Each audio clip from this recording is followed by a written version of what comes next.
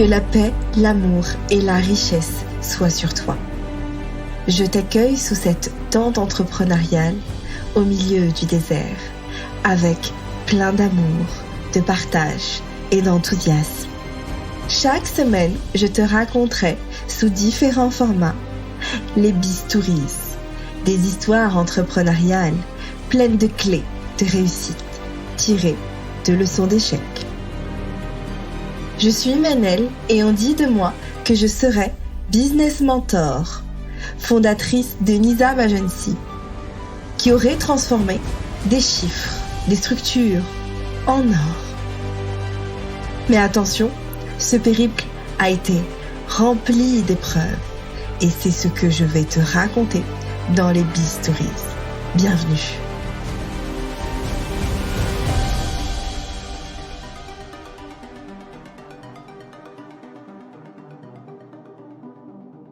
Il était une fois, dans un grand royaume, au carrefour de l'Orient et de l'Occident, une marchande de parfums qui tentait de gagner sa vie tant bien que mal.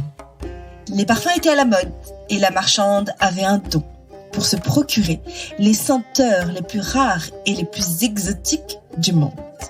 Pourtant, malgré la qualité indéniable de ses produits, la marchande n'arrivait toujours pas à devenir riche. « Ce sont des incapables, dit-elle. Ils ne sont pas assez savants pour comprendre la qualité et la rareté de mes parfums. » À chaque fois qu'un client potentiel s'approchait de sa petite étale de parfums, la marchande sortait de nulle part et se dressait à côté de lui et lui dit « Alors, vous prenez lequel ? Vous achetez ? Celui-ci ? Non, celui-là, pour vous, c'est pas très cher. Promis, aujourd'hui, un acheté, 3 offerts. » Le client, dont le poil s'était hérissé sur la tête, prit ses jambes à son cou. « Encore un incapable !» soupira la marchande. Alors elle s'installa à côté de son étal, le dos courbé, l'air hagard. Elle jetait des regards noirs à tous les passants et continuait de se jeter sur les pauvres malheureux qui osaient s'approcher de sa marchandise. « Mais enfin, achète, tu ne vois pas que ce parfum vient de loin ? Ce sont des parfums, tu ne sens pas cette odeur d'ambre, de musc et de oud, cette vanille ? Franchement, quel incapable !» Ce soir, lorsqu'elle rassemblait sa maigre monnaie dans sa petite bourse fatiguée, ses yeux se posèrent sur son voisin, un marchand de miroirs. Ce marchand était richissime. Il puait l'argent. Toute la journée, il vendait. Du cash par-ci, du cash par-là, de la monnaie par-ci, de la monnaie par-là. C'était waouh à regarder. Mais le pire, c'est qu'il restait assis par terre, à sourire, à plaisanter avec ses clients, comme si le commerce, ce n'était pas un sujet sérieux. La marchande en rougit de colère. Mais comment cet homme peut-il vendre autant sans presser la main de ses clients ? S'étonna-t-elle. Alors qu'elle pliait boutique, une femme au visage fatigué, les traits tirés, s'approcha de l'étal du marchand de miroirs. Sans avoir la force de parler, elle interrogea du regard le vieux marchand, qui lui sourit et lui dit « Allez-y, regardez-vous ». La vieille prit alors un miroir et soudain, son visage se transforma. Les traits de son visage se détendit, alors qu'elle avait désormais le sourire jusqu'aux oreilles. « Je le prends, dit-elle, sans négocier, sans réfléchir. » Elle le voulait, et elle voulait ressentir ce qu'elle vivait. Curieuse, la marchande se dit.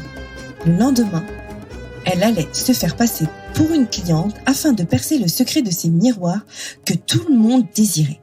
À l'aube, vêtue d'une longue robe pourpre, le visage caché, elle s'approcha de l'étal des miroirs. « Bienvenue, madame. J'espère que vous avez passé une bonne matinée, » accueillit le vieil marchand, la voix pleine de chaleur. Instantanément, la marchande sentit son corps se détendre. Elle observa les dizaines de miroirs face à elle. Elle en prit un de taille moyenne, bordé d'or et de bronze. Excellent choix, l'encouragea le vieux marchand. Allez-y, regardez-vous, testez-le. Alors le visage de la marchande se tourna et ses yeux se croisèrent dans le miroir. Soudain, son image se transforma et dans l'encadrement d'or et de bronze, elle se vit. Elle était là, au même endroit, dans son étal, et ses parfums se vendaient comme des petits pains. Il y avait même une foule qui s'arrachait les dernières trouvailles. Quand elle regarda plus attentivement dans le miroir, elle fut frappée car elle se reconnaissait à peine. Cette marchande la souriait, plaisantait, encourageait ses clientes, n'avait plus peur ni des voleurs et dégageait une aura, une énergie qu'elle n'avait jamais vue auparavant. Elle n'avait plus peur de manquer, plus peur de devoir vendre quoi qu'il advienne. Elle partageait tout ce qu'elle ressentait lorsqu'elle choisissait avec beaucoup d'amour ses parfums. La marchande était tellement choquée qu'elle recula d'un pas et trébucha, manquait de briser le miroir de son voisin. « Mais que se passe-t-il ? Que se passe-t-il » dit la marchande. Le vieux marchand, quant à lui, plein de sagesse, l'aida à se relever et lui dit « Mes miroirs ont été fabriqués avec un ingrédient secret. Un ingrédient qui permet à chacun de mes clients de voir ce qu'ils désirent le plus au monde. Ce miroir correspond tellement à leur désir qu'ils ne résistaient pas à l'envie de l'acheter. » Toujours à l'affût des dernières tendances, la marchande mourait de curiosité. Mais quel est l'ingrédient secret ? Une poudre de diamant ? Un enchantement magique ? De l'eau de source sacrée ? Où le trouvez-vous ? Faut-il traverser les pays ? Est-il onéreux ? Le marchand éclata de rire et lui dit « Ma chère voisine, vous n'y êtes absolument pas. Cet ingrédient secret, le plus puissant du monde, et aussi le plus accessible, le plus facile à trouver, est totalement gratuit. » La marchande ne tenait plus. Elle saisissait le marchand par le col et dit « Dites-moi ce que c'est, je vous en supplie. » D'une voix douce et calme, le vieux marchand lui répondit « Cet ingrédient secret, c'est l'amour, le grand amour. L'amour de ses clients, l'amour de ce don que vous avez pour choisir vos ingrédients. Ce don que vous avez en vous, c'est l'amour. »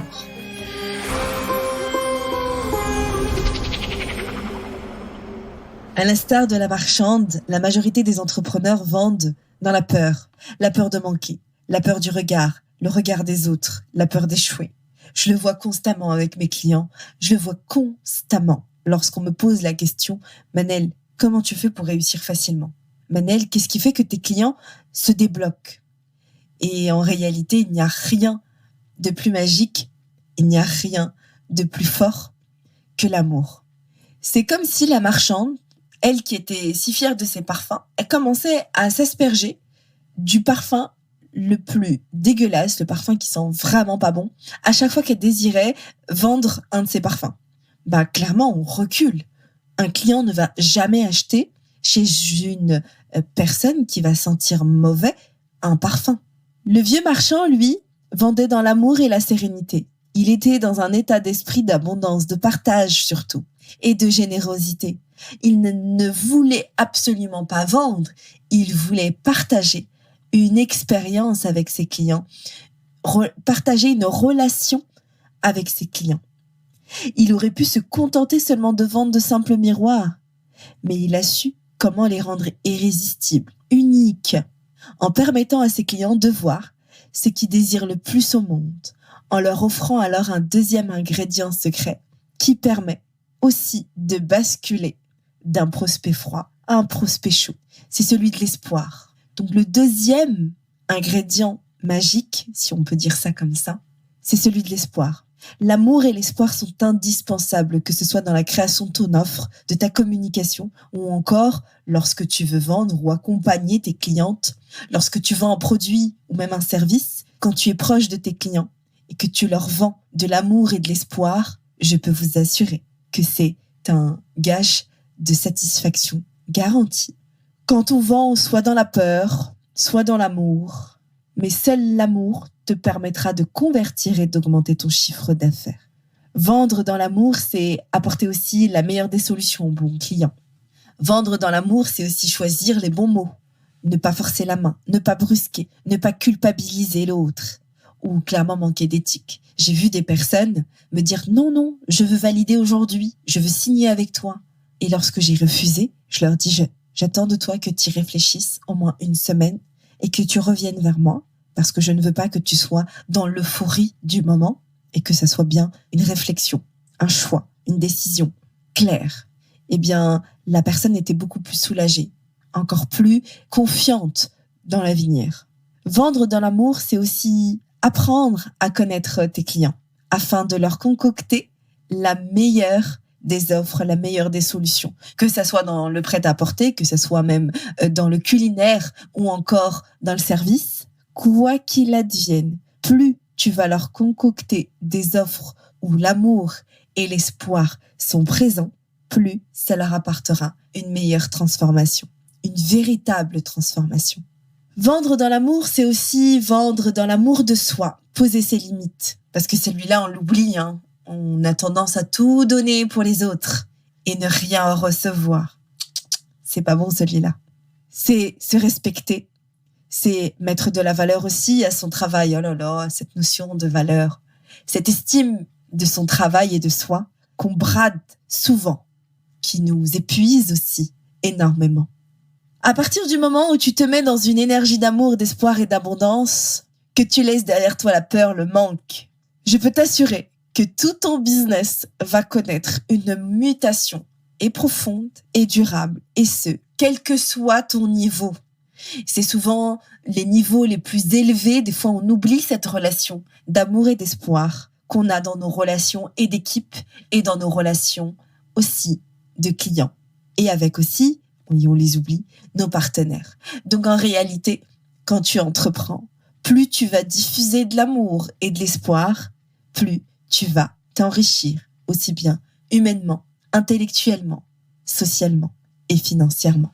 Donc il ne tient plus qu'à toi de transformer la marchande peureuse, voire envieuse, en une entrepreneuse confiante, aimante et riche. Si tu as aimé cet épisode, n'hésite pas à le noter avec 5 étoiles sur Apple Podcast et me laisser un petit commentaire. J'adore vous lire. Alors, tu as pu être inspiré, conseillé, voire même sécurisé pour mener encore plus loin ton voyage entrepreneurial ? C'est toujours avec plein d'amour, de partage et de passion que tu retrouveras chaque semaine ces secrets d'entrepreneurs. Pour nous aider à porter encore plus loin ce flambeau, je t'invite à noter de 5 étoiles sur ta plateforme préférée, le podcast. Nous, on se retrouve sur Instagram pour échanger sur Nizam Agency.